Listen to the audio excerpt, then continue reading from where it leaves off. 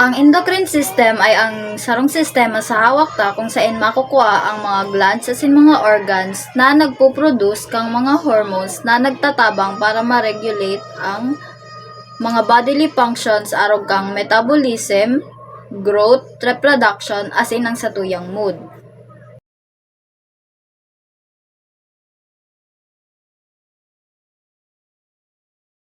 Hypothalamus. Ang hypothalamus ay makukuha sa base kang satuyang utak sa itaas kang pituitary gland. So, ini ay small almond shape na parte kang satuyang utak. Ang role niya ay ang pagkonekta kang nervous system as in endocrine system. Nagkokontrol ini kang pag-release kang hormones hali sa pituitary glands which is ang pag-regulate kang essential functions aron kang body temperature, ang satuyang pagkagutom, and ining circadian rhythms.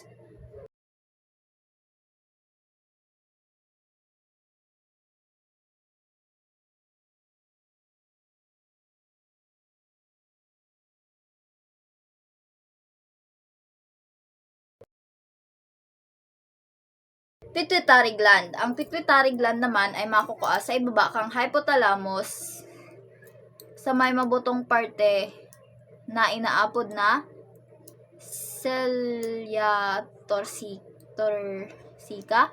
So, ang structure niya is, siya ay piece-sized na gland na may duwang lobe, which is ang anterior and posterior. So, ang pituitary gland ay bistado bilang master gland.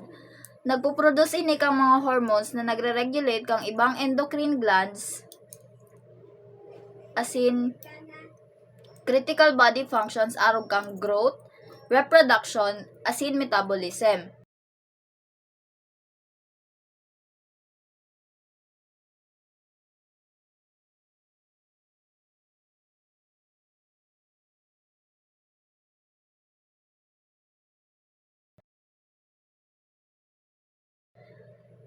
Pineal gland. Ang pineal gland ay makukuha sa irarom na parte kang brain kung saan ang duwang banga kang thalamus ay nag-iibahan. Structure niya is small pea-shaped gland. So, ang role naman kaani ay ang pag-produce kang melatonin na nagre-regulate kang sleep and wake cycles and seasonal biological rhythms.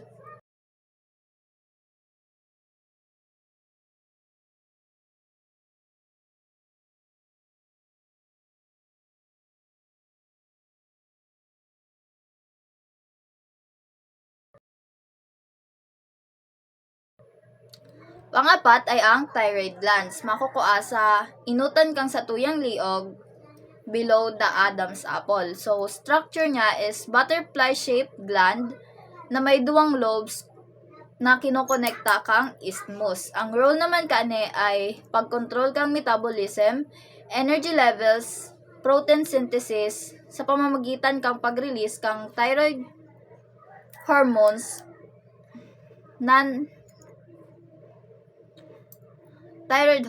nagtatabang din ini para sa pag-regulate kang calcium level sa pamamagitan kang calcitonin.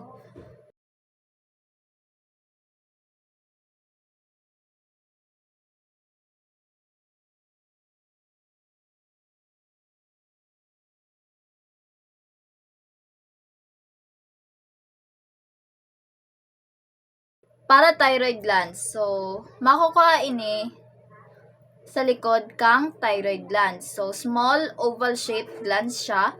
Ang role niya ay ang pag-regulate kang blood calcium and phosphate levels.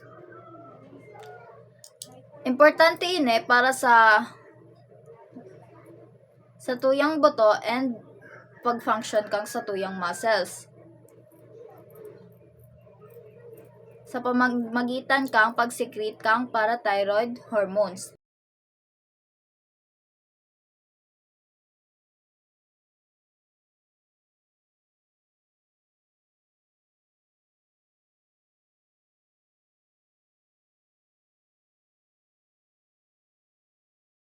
adrenal glands. Ang adrenal glands ay makukuha sa taas kang parehas na kidney. So, triangular glands na may duwang main parts, which is cortex o ang outer layer, and medulla, which is yung inner layer kang adrenal glands. So, yung cortex, nagpo-produce siya ng corticosteroids and mineral corticoids. Mineralocorticoids. So, yung medulla naman ay nagpo-produce siya ng adrenaline and noradrenaline.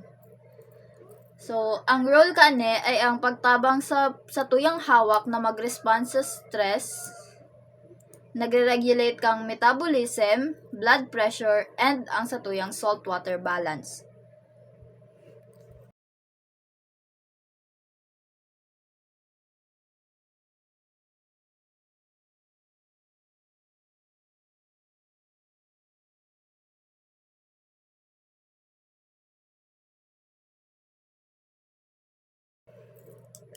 So, ang pancreas naman ay makukuha sa likod kang sa tuyang tulak sa taas na parte kang sa tuyang abdomen.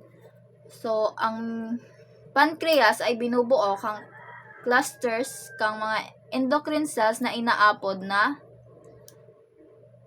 islets of Langerhans, which is alpha, beta, and delta cells. So, ang role naman kani ay ang pag-regulate kang blood glucose levels sa pamamagitan ka pag-secrete ng insulin na nakakatabang sa pagbaba kang dugo.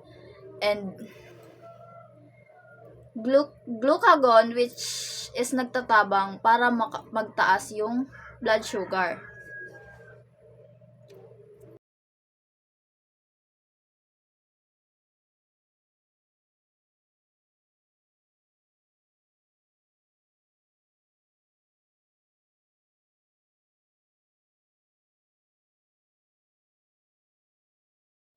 Next is ang ovaries sa babae.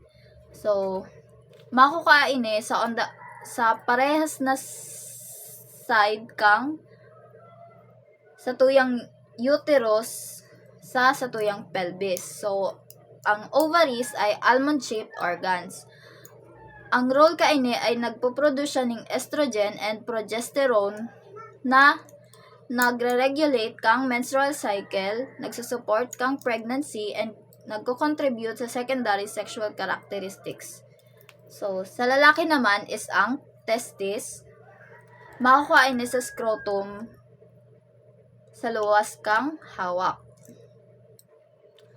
Oval-shaped organs na nagpo-produce ng testosterone na nagre-regulate kang sperm production and secondary sexual characteristics, arog kang muscle mass and body hair.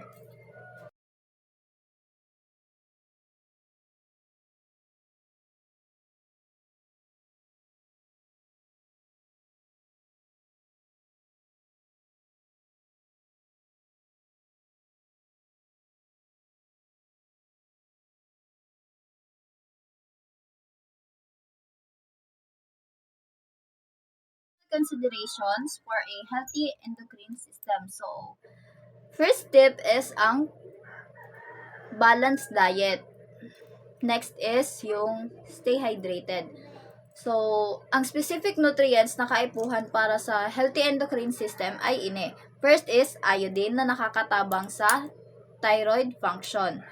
Vitamin D na nagsusupport sa calcium regulation and bone health. Ang omega-3 fatty acids na nagtatabang sa pag-regulate kang inflammation, as in hormone production. Next is magnesium na importante sa hormone balance and stress regulation.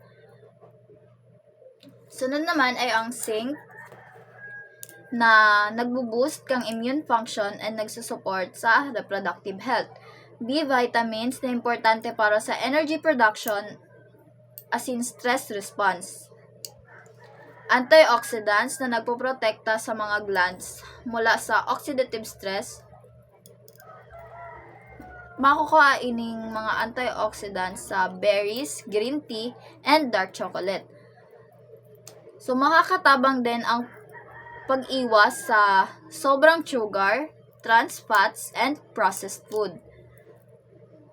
Pag-limit kang caffeine and alcohol intake, and regular exercise para masuportahan ang hormonal balance and stress reduction.